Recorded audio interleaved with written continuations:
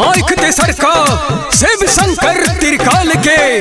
ऐ कलयुग में वो है बाचत जे भक्त है महाकाल के, भक्त है महाकाल के।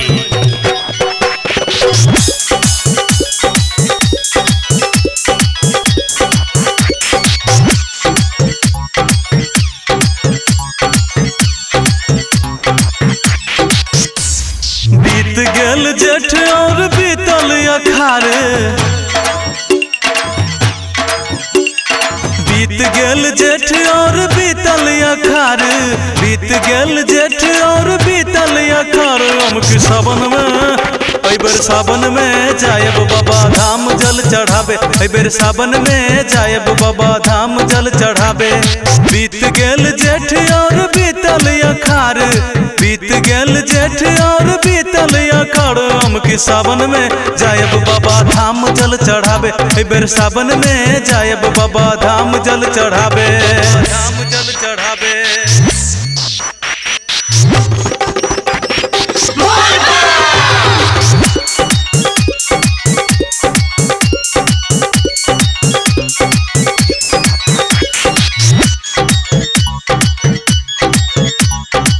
अमकी के सावन में जाय बाबा नगरी हो, भांग धतुर और खायब हम लहरी हो, भांग धतुर और खायब हम लहरी हो।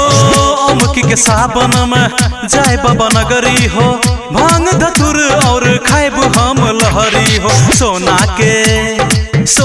के लोटा में जल भरबै, हाँ जल भरबै, भोला बाबा पे जाके चढ़ाएबै, भोला बाबा पे जाके चढ़ाएबै।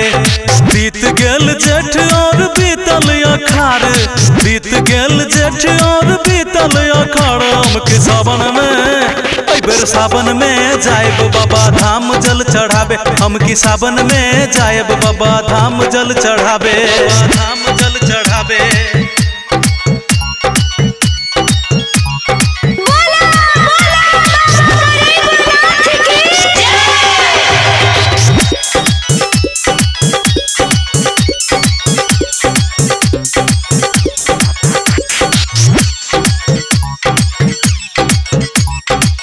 बाबा बैसल छत पर्वत पहाड़ पर हो, भीड़ लगल छै भारी बाबा के द्वार पर हो, भीड़ लगल छै भारी बाबा के द्वार पर हो।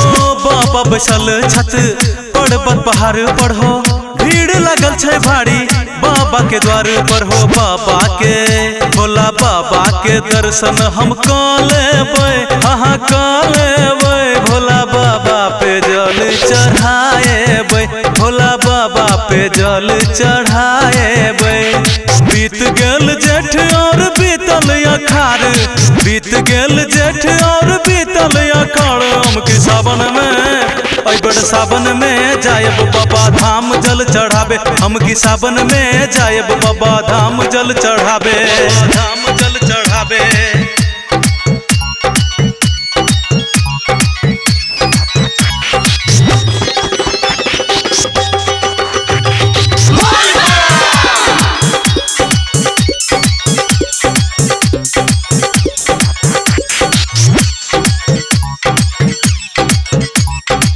नथुनी रोमियो लिखे बाबा के नचारी हो, गायक जयकुमार गबय नचारी हो, गायक जयकुमार गबय नचारी हो।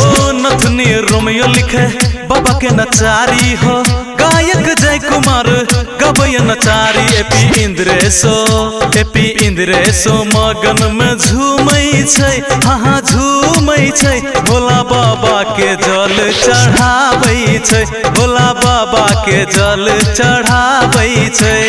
बीत गेल जेठ और बीतल अखाड़, बीत गेल जेठ और बीतल अखाड़। अमक सावन में बेर सावन में जायब बाबा धाम जल चढ़ाबे, बेर सावन में जायब बाबा धाम जल चढ़ाबे।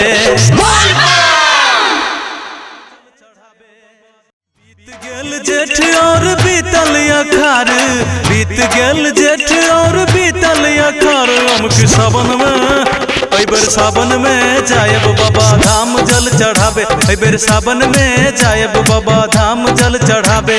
बीत गेल जेठ आषाढ़ बीत गेल जेठ और बीतल अखाड़। हम के सावन में जायब बाबा धाम जल चढ़ावे, ए बेर सावन में जायब बाबा धाम जल चढ़ावे।